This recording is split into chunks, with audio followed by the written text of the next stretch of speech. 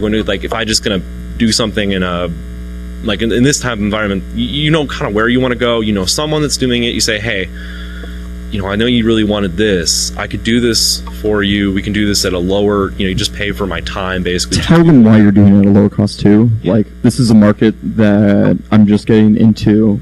Don't say that they're your first client, but this is an area that I'm getting into. And so I'm willing to provide this, you know, at cost in exchange for, you know, helping publicize. Something like that. And you want to be able to say, you do want to be able to say, look at what I did for Joe client, but you don't want Joe client going around saying, this is what they did for me at this price. So you know, there's that. So you need to make sure they understand that. And you know, like we said, the next thing is you need to find creative ways to get attention and get into the market you're doing. There's a lot of different ways you can do that, and I'm sure you've seen things companies have done or will do that, you know, to get attention. But a lot of it is just following up on anything that even might possibly be something, just so aggressively it hurts. Let's be honest, there's a return on your time investment if you get one client. Or, you know, we were down in Columbus last week. Well, it was a big time investment, but as long as we get one client out of it, it ends up being worth our time. Particularly when you're a small business, remember that every client counts. If you talk to us more, and I realize this, I was about to say we talk a lot, but it's the first time we've mentioned it. Clients 1 through 5 are your test cases, basically. Once you get past your 5th client, then you, for one thing, you should be an expert at how to interact with clients, how to sell them, how to upsell them. So, you know, giving them one service and then saying, I think this would really add value to whatever you're doing, and, you know, get the ball rolling there. Once you're past that 5th client, you're outside, you might already be, but you're outside of friends and family connections. You're into people who found out about you because of what you did on the first 5 clients, and you've set the groundwork for continuing success in the future. Is there any questions on that? So we haven't asked any. We haven't asked you. I mean, it's highly market dependent how you get your first 5 clients. Yeah. I'll be honest, but we're going to be hanging around for a while after the talk if anyone wants to chat. Well, let's go into how you live through this. Anyone gets this, they get a book. Automatically. You can talk to us later if you know it, but no one even close. That's good. Don't just work. You'll die.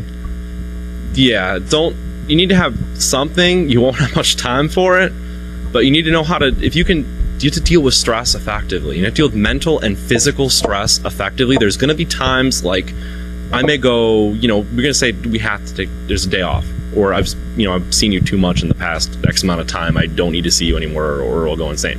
We'll take X amount of time off, or like these next 2 hours, or, you know, whatever. Working for yourself also, you know, you can set the good parts of, you can take a good corporate culture thing, and you can say, you know, we're going to take an hour in the middle of the day because we have time, and we're going to get ice cream every day.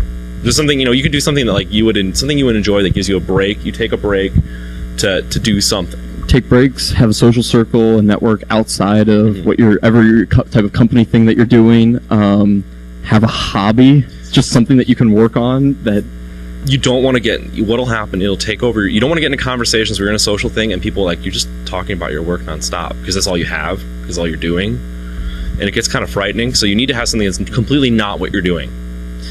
For instance, I dropped earlier that I'm working on a nonprofit arts consortium. I'm part of a performing arts troupe that does absolute random insanity. Very similar to this movie, by the way, but that won't help any of you get it. Yes, I mean, that's something we don't mention when we're talking to, let's say, you know, a government client or something. Oh yeah, we do crazy performing arts.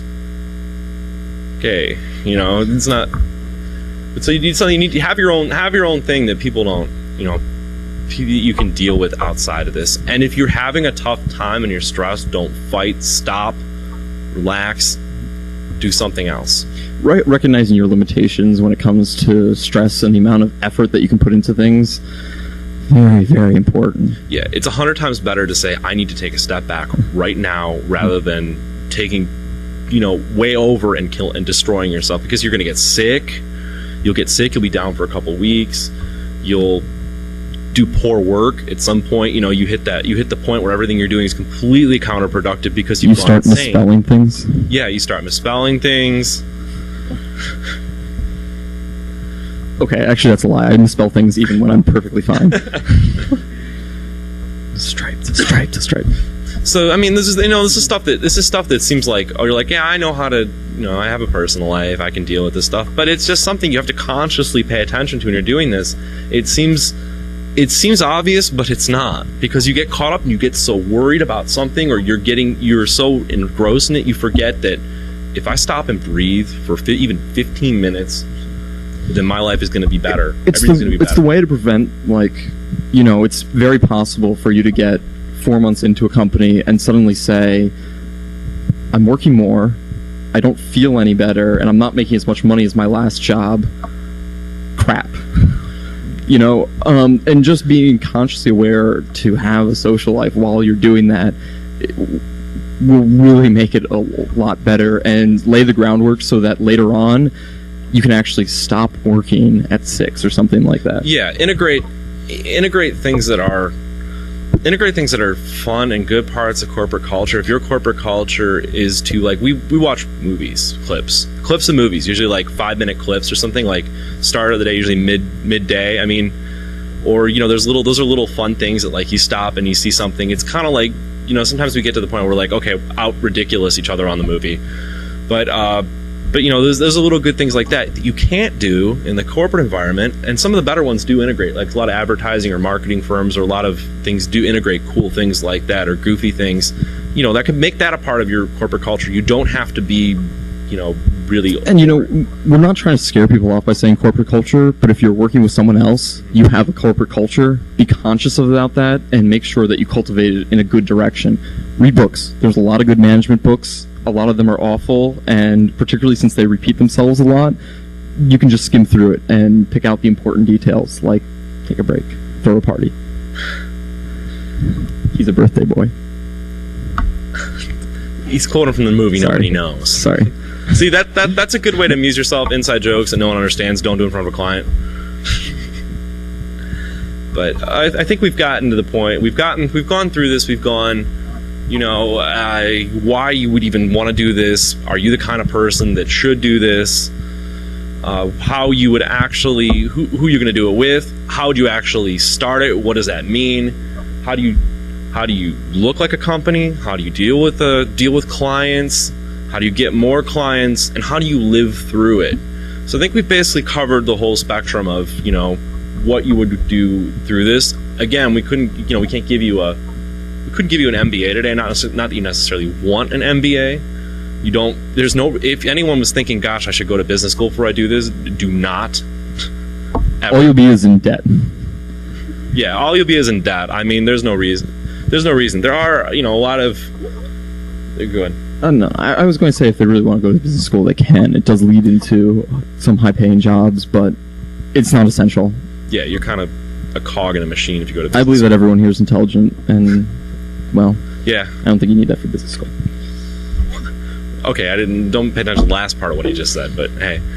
No, so I mean, you don't need, you can learn this stuff. You can learn this stuff on your own, and really, practical learning is the best possible way to do this. And of course, we're going to be hanging around after the talk if people want to chat about any of the specifics, like paperwork or something like that. Somebody call this the book. Well, someone has to be able to know this one. Okay. Well, wait, stop. Does anyone, don't just give it away for that. Does anyone think they have, 2 or 3 of the movies that we did? You two? No one else? We only got... We may be able to give you a book at, 2 movies out of the wait. Let's 10 that we showed, which is... How are we going to do this? They can just come up. We have our copies of the slides. We'll talk to them. So come see us if you want a book. Are there any questions, by the way, that people would like answered in the big setting before we switch to... Rose? Okay, good. I'm glad you have 3 movies. I was talking about business questions. I understand the movie part of this presentation was the key, but... We certainly had a lot of fun. Yeah. No, that's no, fine. Please. Our previous question asker left, but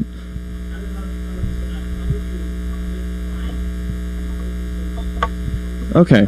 We actually sort of purposely didn't cover that because I kind of feel like you guys should know open source at least a little bit. The things to do are stress open source's strengths and weaknesses. You know, don't maximize the strengths, minimize the weaknesses, without lying. You know, open source has the potential to have a much larger user base, a much larger developer base. Generally, a lot of projects are multilingual, which, depending on what your client is very helpful. Talk about the advantages of extendability. You can add or we can add for you additional modules or components, anything along those lines. You can talk about, you know, what it already exists and the ability to tack on additional things that other people are developing that might be in the same field as you. There are a lot of good ways to promote open source. Yeah, and I mean, it comes down to you really have to make the best decision for the client. Because that's the best decision for you in the long run too, because they need to trust your business. Because if you do something that doesn't work out for them, like when we talked about payroll HR, there's a situation where we might, at all times, we're gonna, you know, because that's what we believe, what we do is we're gonna push open source. But if except we know, for non-HR and payroll. Yeah, I mean, for example, that's an example. If there's a situation where the client, we know absolutely that the only solution is. I mean, if you recommend people to other places, they're going to say they're looking out for my best interest, and they'll come back to you again when they need, you know, an email infrastructure, which open source is very good at. You know, that's okay.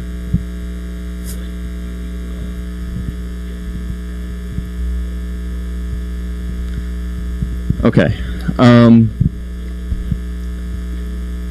It's okay. I'm trying to think of a good example. CRM systems. There are a heck of a lot of them. Customer relationship management, tracking leads, contacts, financials, things like that. What I do is I pop open a spreadsheet and I list characteristics, and on the left-hand side I list every product and I run through them and do evaluations. I do test installs. It's a lot of work, but you know, like I said, I refresh fresh meat every 5 minutes. In some cases, some people have done that kind of work. You know, we don't. Yeah. But yeah, it depends. And also, sometimes one thing that happens a lot in open source with open source solutions is, while two products might be very, very similar, one has slightly better strengths in one area than in another. Happens all the time with groupware, which there are 15 million of. And that really comes down to what best fits the client's needs and what best fits what you're able to provide and give support to. I know Java probably least well of all the programming languages that I know, and so when it comes down to two equal open source products, I'll go for the one that's written in, who knows, like C++ over the one that's written in Java, just because I know I can provide better support for that.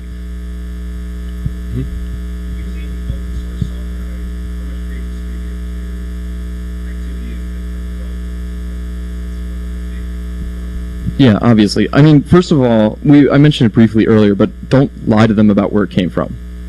Say, you know, this isn't necessarily something that I wrote, but it's something that I'm intimately familiar with. I do know the guts of PHP-BB, for instance, forward and backwards, and can provide incredibly good support for that and submit bug reports on it. So telling them where it came from, telling them where they can, you know, get additional information on it is always a good idea to do. Then, you know, depending on what your skill set is, contribute what you can. Maybe that's just, you know, donating back to the project, and how much you donate just financially, I mean, in this case, is up to you. You should give something back. I'm a huge proponent of that. For instance, in a lot of what we do, usability suggestions, it's a big deal, because, like I said, secretary safe is a phrase that we've dropped a couple times, and it's a hard demographic to crack into, particularly with open source software sometimes. bug reports, the traditional things. And if you're a programmer